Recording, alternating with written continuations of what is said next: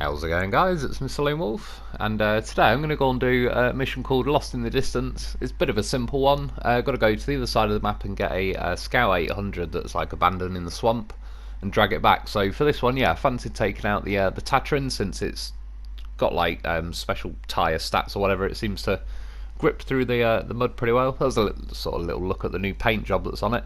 Yeah, there's the Scout over there, like I said, in that muddy section. So I've got to cut across the middle of the map. I was kind of curious to see how well the Tatarin would just plough through the middle of this map, because most of the trucks seem to be a little bit iffy about it. But as I said, the tyres on this, like custom mud tyres, it'd be pretty cool if there was, even if they weren't as kind of grippy as these tyres, if they added some similar to this. Just, yeah, I don't know, I think the game could do with like adding a few more options these days for everyone who still likes sort of who wants to play hard mode and all the rest of it. They've always still got the option of all these tyres, but yeah, a couple more trucks than that with like a sort of a custom set but is a little bit interchangeable between all the trucks. It'd be quite cool. So cutting across there, I still think this is the best, quickest way to go, to be honest. I don't mind going this way, but as far as in videos, it tends to be the way I go all the time. I did notice there though, I got hooked on some little shrub. There you go, it kind of pinged out the bottom. I've noticed that happening quite a bit really. I think it's more in the last week or two. I didn't really notice it, like particularly when the phase updated. It might not mean that it wasn't happening then. I just yeah, in the last week or two I've got caught on a lot of trees like that, and just stuff that I've knocked over that in theory should just sort of phase through the map and sod off by then, but it's having none of it. I'm surprised it caught the Tatarin as well, because that's pretty much just got like a flat smooth plate at the bottom of it.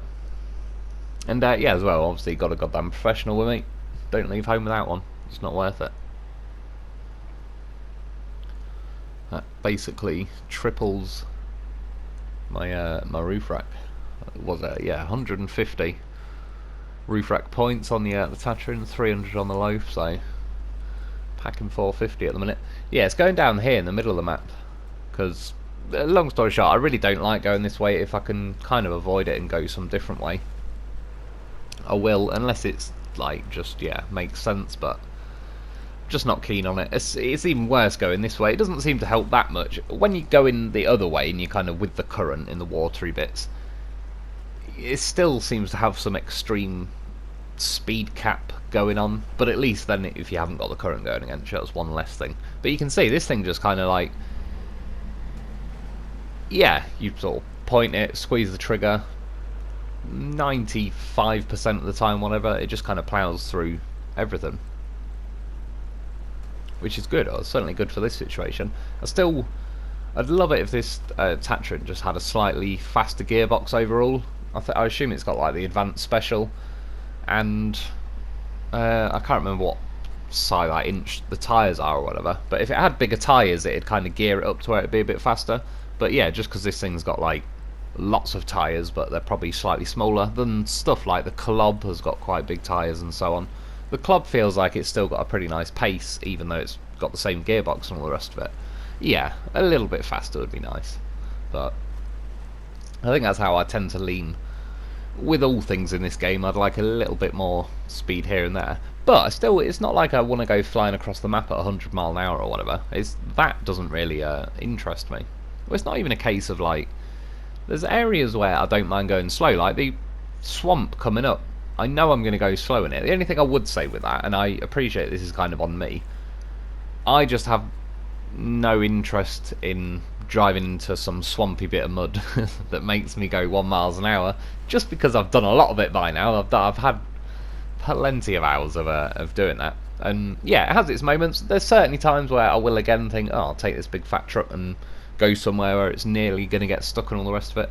But for the most part, I kind of like the risky driving of like possibly tipping over with all the uneven terrain and all the rest of it. I think that's what I kind of enjoy more, trying to react at the last second to avoid various crashes and all that. So yeah, but at least in the swamp, what I was sort of meaning is it makes sense to go that slow. It's when things in this game feel unrealistically slow that it just sort of, I don't know, like suspension of disbelief or something. It's just like, it's done. Going through here, I was quite curious to see how this would handle through here. Firstly, it did pretty well as in grip-wise and all the rest of it. It was still punching against the river pretty healthily. The big thing, though, for this anyway, is like, as far as... I've drove it here and there. I used to drive it more near the beginning of the game.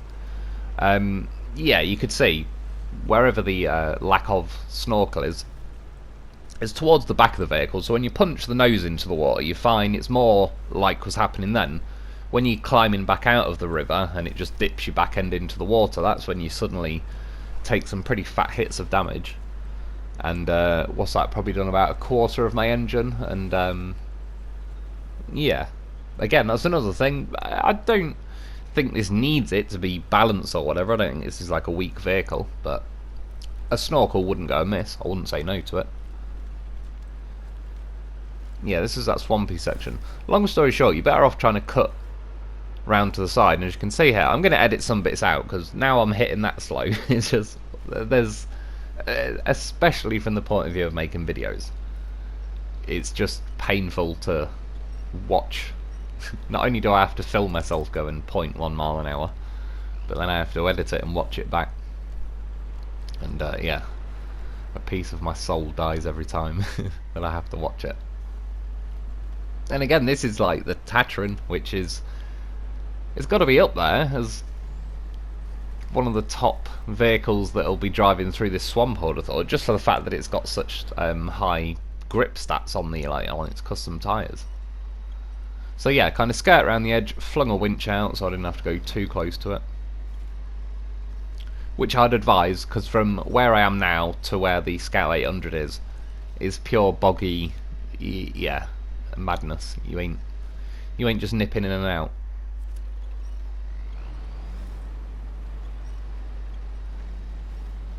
So, the magic of editing probably just saved, I don't know, got to be a good few minutes there.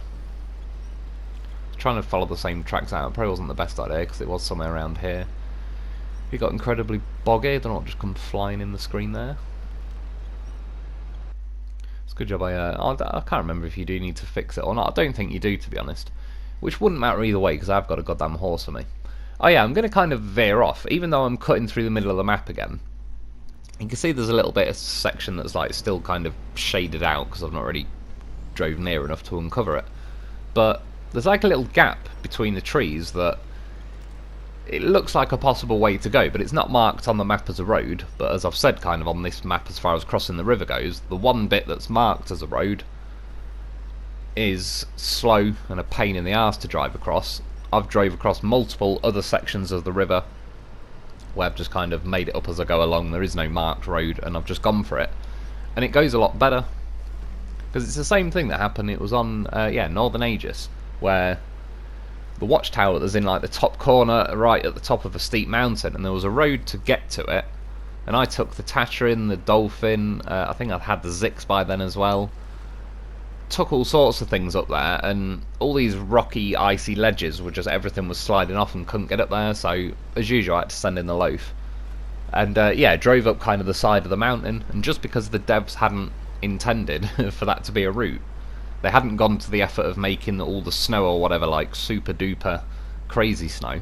So, but it was nice because it actually felt about normal. The Lo4f was just cruising up the side of the mountain as he likes to do, and yeah, got that watchtower in the bag, no problem. And I don't know how everyone else got around that problem on Northern Aegis, but I spent a good little while trying to get other vehicles up there, and they were having none of it. And in the end, I possibly could have drove a truck up the mountain, but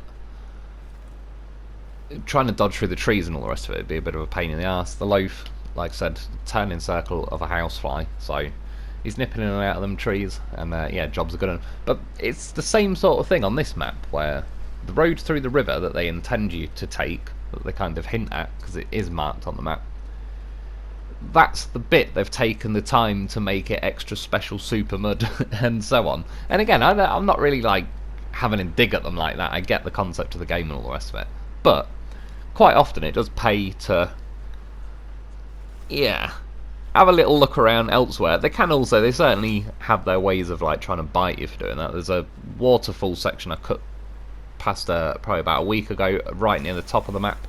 And yeah, if you go like this other way around a rock section, the water gets pretty deep. You'll drown.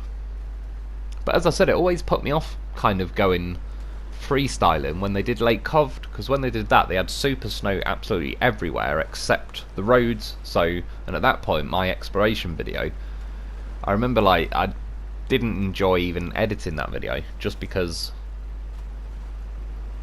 Yeah, I just kept like, I'd sort of know roughly where a watchtower is and then point my vehicle at it and try and cut through, because I was enjoying it as Dolphin and Loaf, and yeah, the Dolphin's bloody good in snow as well, but that thing was being made, just forced to go like 1 mile an hour, and it kind of made me stick to the roads. But yeah, ever since then I got a little bit hesitant. It's like, is it even worth the time? So this is where I've cut off, and you can see now, as soon as I'm off like the road in quotes where the game's told me to go, all this hasn't been coded as like super special mud, so you're just driving along at what I would consider a realistic nice pace.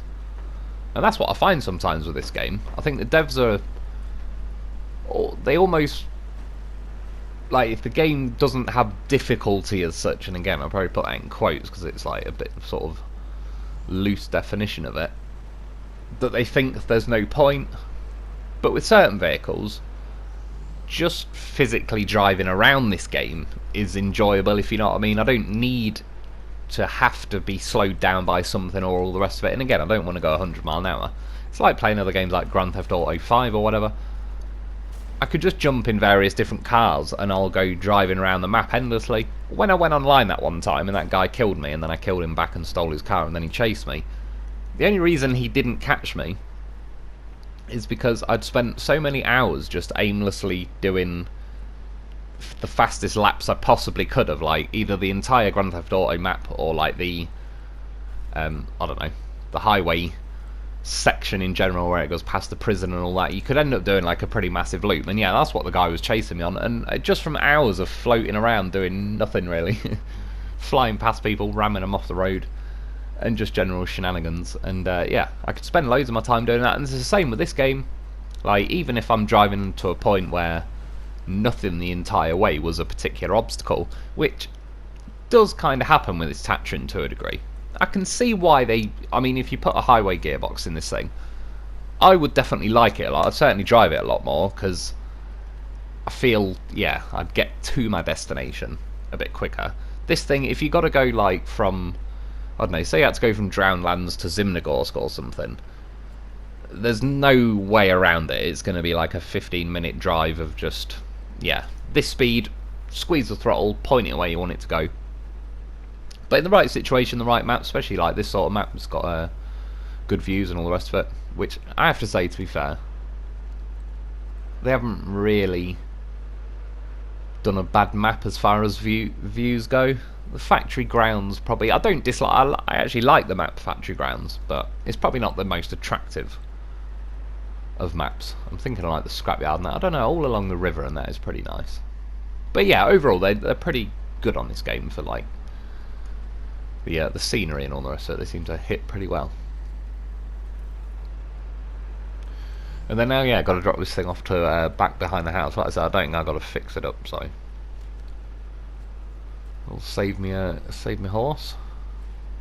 And of course, this is where it's like the obligatory obstacle before you get there. See, Loaf, goddamn professional. He's sensed. He's got like his own little internal spirit level. Spirit Loaf. And yeah, the bubble shifted. He knew what was coming, so he jumped off, saved the day, and I'm off.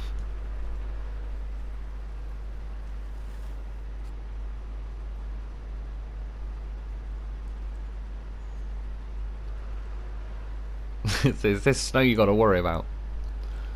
I just do it all the time now as a force of habit. It's like anytime you're driving along little tracks like this, cut to the left, to the right, anywhere except the actual road. Seems to be best. Run over a boat. That's good luck. Arriving on there with their stuff rolling. Like, ta-da! Sign here. I'll invoice you. Yeah, as usual, the money's not very good. It's a bit of a throwaway mission. It's just an excuse to go driving around, which, to be honest, was pretty cool, because I didn't mind driving the Tatarin. it was a good excuse basically just to fly across the map and back. There's a couple more missions like that, and you see, he wasn't stuck. He was just playing, and he's off. But yeah, that's about it for today. I hope you enjoyed. I hope that helps. Thanks for watching. Thanks to my Patreon members. Get yourself a loaf because look at him go. It's like a Group B rally special. And yeah, I'll be back soon.